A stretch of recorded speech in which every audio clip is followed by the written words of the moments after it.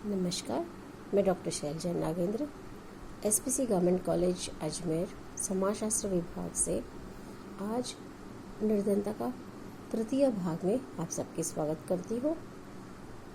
अपन इस भाग में निर्धनता के कारण समझेंगे। जैसे कि अपने को पता है, निर्धनता का जन्म किसी एक कारण या घटना का फलस्वरूप नहीं है। यह अनेक कारकों की पारस्परिक क्रियाओं का प्रतिफल है। समाजशास्त्री गिलिन और गिलिन इन कारणों को विभिन्न श्रेणियों में विभाजित किया है, जो वैयक्तिक, प्राकृतिक, आर्थिक, सामाजिक, राजनीतिक एवं सांस्कृतिक है।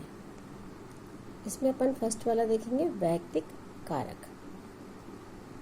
प्राचीन समय में यह धारणा थी कि अपनी दशा के लिए व्यक्ति स्वयं उत्तरदायी है।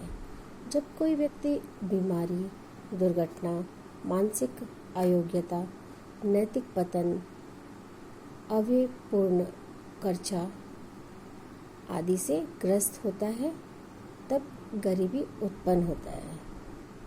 व्यक्ति की अयोग्यता गरीबी पैदा करता है। अल्पकालीन और दीर्घकालीन बीमारी भी लोगों में बीमारी उत्पन्न करती है। अंधापन, बहरापन आदि जैसे बीमारी भी व्यक्ति की शारीरिक अक्षमता पैदा करता है। इस प्रकार की बीमारी, बुढ़ापा, दुर्घटना, अपंगता आदि के कारण व्यक्ति अपनी शारीरिक क्षमता का प्रयोग प्रॉपरली नहीं कर पाता है और इससे नहीं करने के कारण दशा के दूसरों पर निर्भर होता है।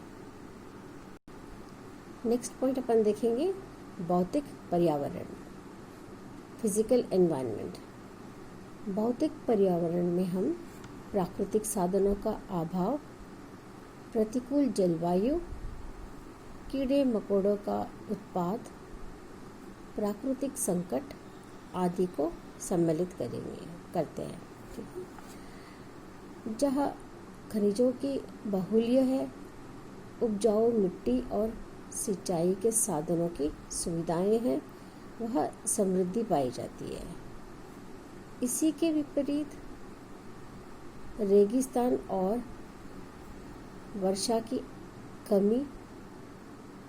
जहाँ वर्षा की कमी वाले स्थानों पर गरीबी पाई जाती है। इसी प्रकार से प्राकृतिक प्रकोप जैसे बाढ़, अकाल, भूचाल, महामारी आदि भी गरीबी उत्पन्न करते हैं। बिहार, असम, बांग्लादेश और उत्तर प्रदेश में बाढ़ और तूफान के कारण लोगों की बस्तियां उजड़ जाती है। टिड्डियां, चूहे एवं दीमक, रेशम, ऊन एवं लकड़ी आदि को नष्ट करने वाले कीड़े प्रतिवर्ष करोड़ों रुपए की नुकसान पहुंचाते हैं, जिससे लोग वापस फिर गरीबी में आ जाते हैं। अब अपन नेक्स्ट पॉइंट देखेंगे, आर्थिक कारक।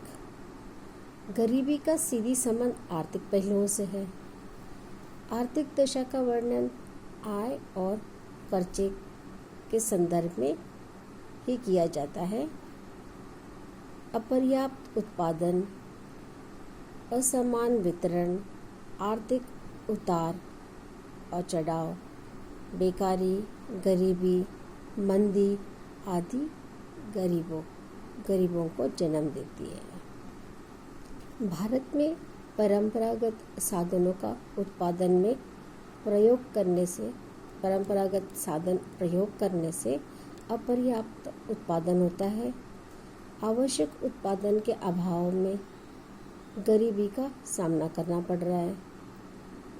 आय की असमानता के कारण लोग बीमारी, दुर्घटना, वृद्धावस्था आदि अवसरों पर आवश्यकताओं की पूर्ति तक भी नहीं कर पाते हैं और वो असमर्थ है कि उनकी इस रोज़मर्रा ज़िंदगी में जो ज़रूरत है वो भी जुटा नहीं पाते हैं।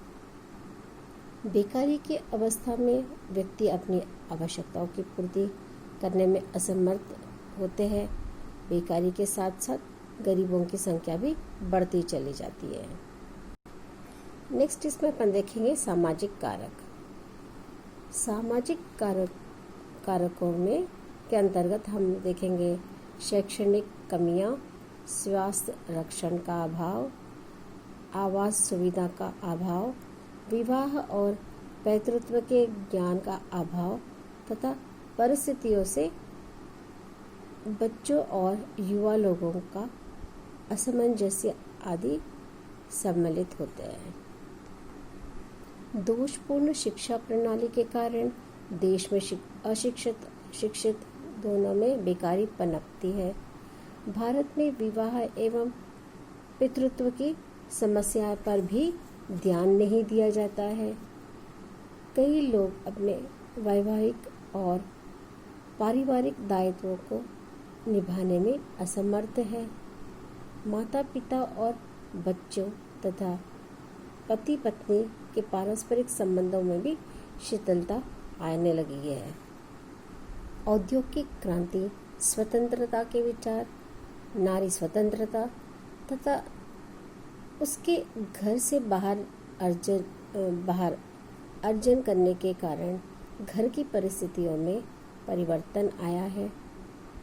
संयुक्त परिवार प्रणाली, जाति व्यवस्था और धार्मिक अंधविश्वास भी गरीबी के लिए उत्तरदायी कारण है। नेक्स्ट पॉइंट अपन देखेंगे राजनीतिक कारक, पॉलिटिकल फैक्टर्स। राजनीतिक अस्थिरता और उथल पुथल भी गरीबी को जन्म देती है। ऐसी स्थिति में चोरों और असंतोष, मुनाफाखोरी, कालाबाजारी, जमाखोरी आदि पनपते हैं। सरकार की आर्थिक नीति का भी अर्थव्यवस्था पर प्रभाव पड़ता है।